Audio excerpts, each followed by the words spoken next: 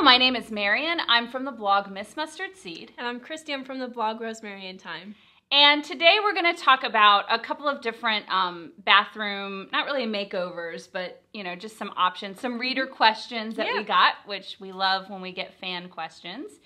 And we're assuming you're fans, right? If Hopefully. I would assume. If you're sending us an email. That's a safe assumption. Yeah.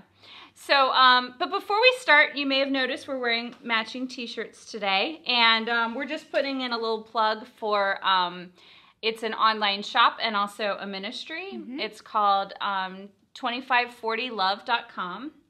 So it's 2540love.com. And this is a family who, they started selling things to raise money for an adoption. And it was really such a blessing for them that they decided just to keep going, to keep selling things in order to raise money for various ministries. They support all kinds of ministries. So we were in favor of supporting them. So we're wearing, it's a really cool project. Wearing their t-shirts. So go check it out if you have the time. Okay, so let's get right into our questions. Oh, I didn't mention that this is Design Ramblings. Did I mention that? You did not. I didn't. I sort of had the giggles before we started, so I just needed to get a little bit. I just needed to get through the introduction. But anyway, this is Design Ramblings. Welcome, such as it is. And we just talk about different design trends, things that we're into, and we also like to look at other people's spaces and just sort of dream about what we would do to them. Yeah. So the first question is from Brooke. You can actually find her at brookesnow.com, and she has a really beautiful bathroom. Yeah. Like, when she sent us the picture, we're both like, ugh, what's wrong with this space? But as you'll see, it's just a lot of white, and I think that's the problem. She bought this beautiful clawfoot tub to be able to, you know, to feature it. She put it in an alcove, and it's sort of, because the tub is white, the walls are white, it's just kind of getting lost. It's getting lost, yeah. Right. So she wants to know what to do. Now, painting the walls is going to be tricky because of the plumbing, and the tub is really in the way of that, and obviously you don't want to unhook everything and move it. And she's a little limited too as to what she can do because of the window. That's the only window in the bathroom that's above the tub. So she really wants to keep that natural light. So what would you do, Kriste, if this was your space? We've talked about it a little bit together, and I think that as hard as it would be, I would paint the alcove. I would paint it in probably a darker color just to offset the tub a little bit.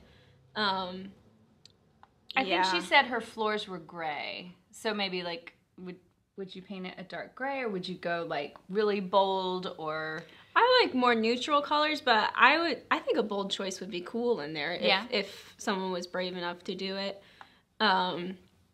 It would be really tricky to get in there and paint it all, but I would definitely try and do that. And they do have all kinds of really neat little mini rollers and long extension poles and stuff. So I think you could get behind the plumbing.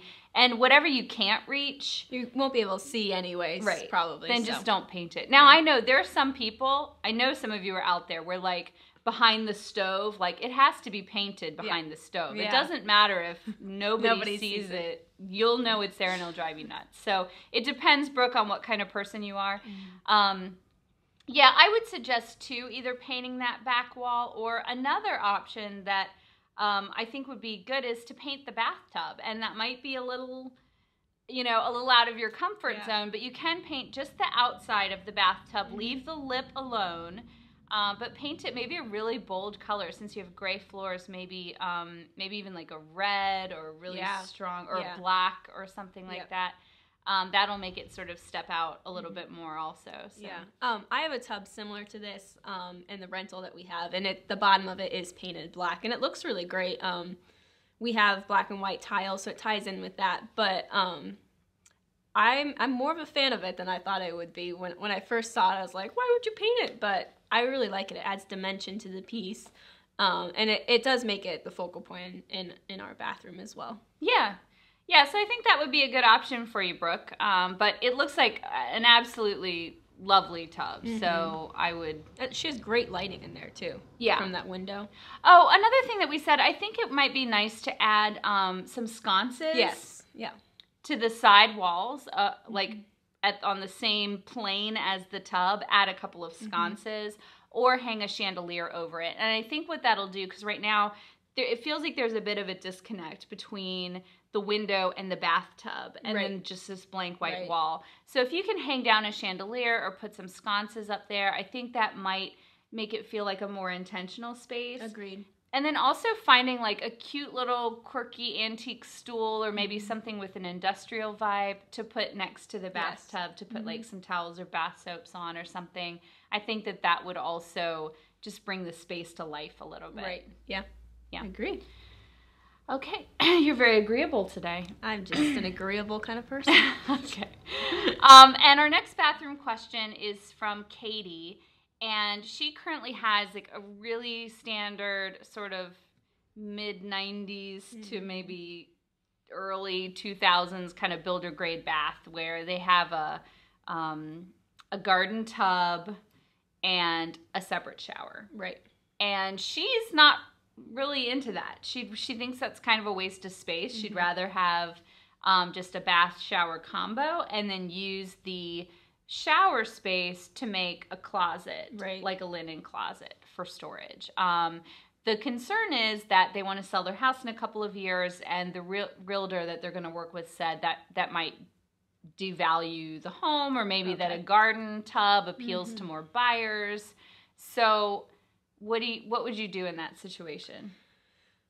I think that's really tough. I mean, I think if I would stay there for a long period of time, I would pull the tub out, and I like the idea of doing custom cabinetry where the shower is and then just making better use of the space. I would prefer that if I were going to stay there, but I do think that if the realtor is advising against it, then, you know, they definitely have more knowledge about that than I would. So I would probably leave it if I was going to leave soon. What do you think?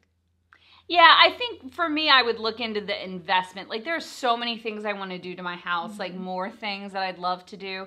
But we know that we're not going to live there long term. We're going to live there till we, save enough money to move and buy a place that we really love. So I think it's not really worth the investment because it's going to be a lot of money. Getting that garden tub out of there, it's going to be a pain. And bathroom makeovers are a pain. So, I think that's a big investment of time and money and inconvenience to put into a place that you're going to move in 2 years. So I'd maybe hold that idea for the next house. If you were going to be here for a long time, I would definitely adapt it to fit your needs. Right.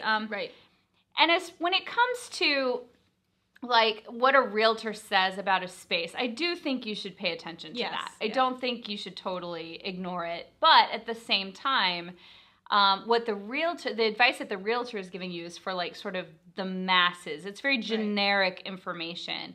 When it comes to buying a home, it's such a personal experience. So like you might get a person who's like, oh, this garden tub would be a pain to clean. I don't want this house because of a garden tub. Yeah. Or they might want to buy it because of that. So I think, it's kind of a hit or miss. Yeah. I don't know if I'd always put stock into like, oh, we better not do that bathroom makeover because the realtor says. Right, because, you never know who's going to want to buy the house, and you never know what they're going to want in it. Right. Like somebody said, you can't have any like really custom painted walls because nobody's going to buy the house then. Everything has to be painted white or beige. And my last townhouse, I had red walls, blue, yellow striped. All very like French provincial looking and all very rich, saturated, warm colors. And the people who bought our house, they're like, could you just leave all your furniture there? Like they loved it. So, it may not have appealed to people who like beige walls, but it appealed to them, and that's who bought it. So that's all that mattered. So Katy, there you go. There's like a very non-answer answer, like do what you want. But yeah, if you're moving in a couple years, I'd maybe just hold off. I know that's hard, but like pull in the reins. Yeah. And just save those ideas for your next home. So if any of you have any questions about your space and you'd like us to ramble about your space, we'd love to do that. And thanks for liking and commenting this video, and we'll see you next time.